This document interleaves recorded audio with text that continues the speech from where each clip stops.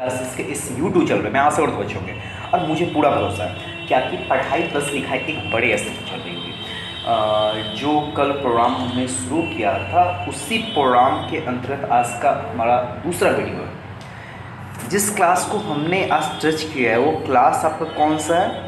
9 class, 9 and 11 class. आपको पता हो, अगर आप 11 क्लास के ज्योग्राफी को देखेंगे, आज जिस सब्जेक्ट पे बात कर रहे हैं वो कौन सा सब्जेक्ट है? आपका ज्योग्राफी यानी भूगोल है।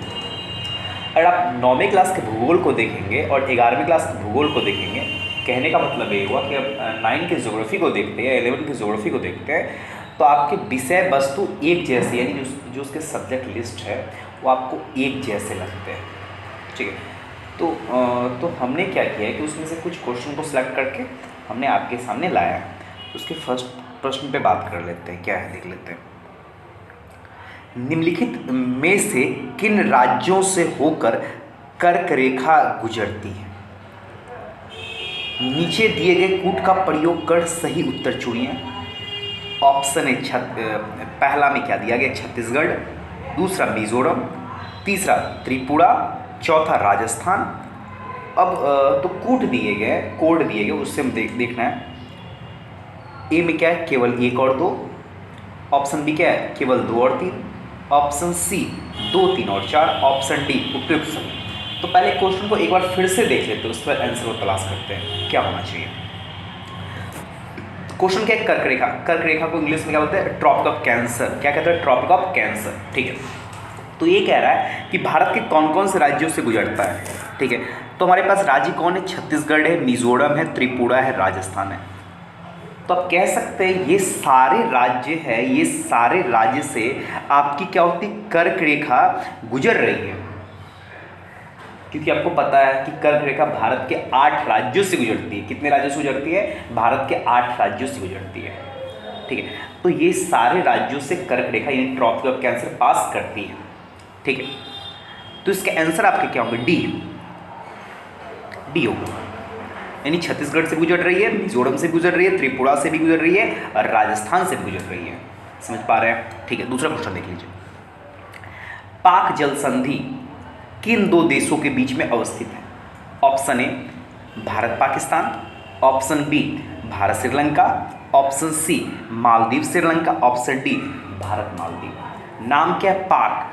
तो कई बार ये नाम से कंफ्यूजन हो जाएगा, आपको लगेगा पाकिस्तान, लेकिन नहीं, ये जो जल संधि है भारत और श्रीलंका के बीच में है। किसके बीच में? आपके भारत और श्रीलंका के बीच में।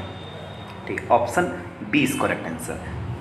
जल संधि को इंग्लिश में क्या होता है? स्ट्रेट कहते हैं। क्या कहते हैं? Straight, STRAIT। ठीक, तीसरा क्वेश्चन क्या है? भारत के संदर्भ में नीचे दिए गए कथनों पर विचार कीजिए। विचार करना है, क्या दिया गया देख लेते हैं। पहला क्या दिया गया? भारत का क्षेत्रफल विश्व के कुल भौगोलिक क्षेत्रफल का 3%। ठीक है, दूसरा क्या दिया गया? भारत की उत्तर पूर्वी सीमा पर भ्रंस्तो पर्वत अवस्थित। ठीक है, उपयुक्त में से कौन सा कथन सही है? ऑप्शन ए केवल 1, ऑप्शन बी केवल 2, ऑप्शन सी 1 और 2 दोनों, ऑप्शन डी न तो 1 और न ही 2। फिर से प्रश्न को देख लेते हैं, ये तो एक बार हमने देखा। ठीक है, क्वेश्चन क्या कह रहा है कि भारत के संदर्भ में नीचे दिए गए कथनों पर विचार कीजिए, यानी जो नीचे जो स्टेटमेंट दिए गए हैं जो आपका इंडिया से रिलेटेड है उस पर हमें बात करने हैं। ठीक, भारत का क्षेत्रफल विश्व के कुल भौगोलिक क्षेत्रफल का 3% नहीं है, 3% नहीं है, ये कितना है? 2.4% है। तो इसका मतलब क्या हो गया? ये गलत हो गया। ठीक, भारत की उत्तरी पूर्वी सीमा पर भ्रंस्त पर्वत अवस्थित है। नहीं, भ्रंस्त पर्वत को इंग्लिश में क्या बोलेंगे? रिफ्ट हिल।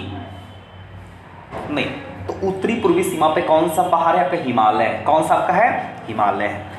इसका आंसर क्या होगा? डी, न तो 1 और न ही 2, न तो 1 और न ही 2। ठीक, चौथे क्वेश्चन को देख लेते हैं। निम्नलिखित में से भारत के कौन से राज्य अंतर्राष्ट्रीय सीमा के साथ साथ समुद्री सीमा को भी स्पर्श करते हैं? यानी ये कह रहा है कि भारत के ऐसे कौन से राज्य हैं जो इंटरनेशनल बॉर्डर भी शेयर कर रहा है और जो अपना वाटर बाउंड्री भी शेयर करता है।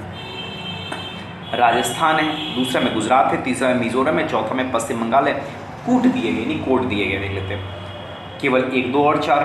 ऑप्शन बी केवल 1, 3 और 4। ऑप्शन सी केवल 1 और 2। ऑप्शन डी 2 और 4। तो अगर आप सही से देखेंगे, अगर आप सही से देख पा रहे हैं तो राजस्थान तो आपकी वाटर बाउंड्री तो शेयर करती नहीं है, ठीक ठीक। जो मिज़ोरम है ये भी आपकी वाटर बाउंड्री आपकी क्या नहीं करती है। अगर आप मिज़ोरम को देखेंगे, अगर आप मिज़ोरम के लोकेशन, तो मिज़ोरम भी एक शेयर कर रही है लेकिन दोनों शेयर नहीं कर रही है। तो दो विशेषताएं, दो फीचर्स आपके दो राज्यों में नज़र आती है। एक आपको किस में आ रहा है, गुजरात में, तो दूसरा आपका पश्चिम बंगाल में। एक आपका गुजरात में आ रहा है और एक आपका पश्चिम। ये दोनों राज्य क्या करते हैं, इंटरनेशनल बाउंड्री भी शेयर कर रही है और साथ में वाटर बाउंड्री भी शेयर कर रही है, यानी अंतर्राष्ट्रीय सीमा भी साझा कर रही है और समुद्री सीमा भी साझा कर रही है। इसका आंसर क्या हो जाएगा, डी। लास्ट क्वेश्चन देख लेते हैं। उत्तराखंड, उत्तर प्रदेश, बिहार, पश्चिम बंगाल और सिक्किम राज्य की सीमाएं किस देश को छूती हैं? ऑप्शन ए चीन, option B Bhutan, option C Nepal, option D Myanmar. आपके आंसर क्या होंगे, नेपाल।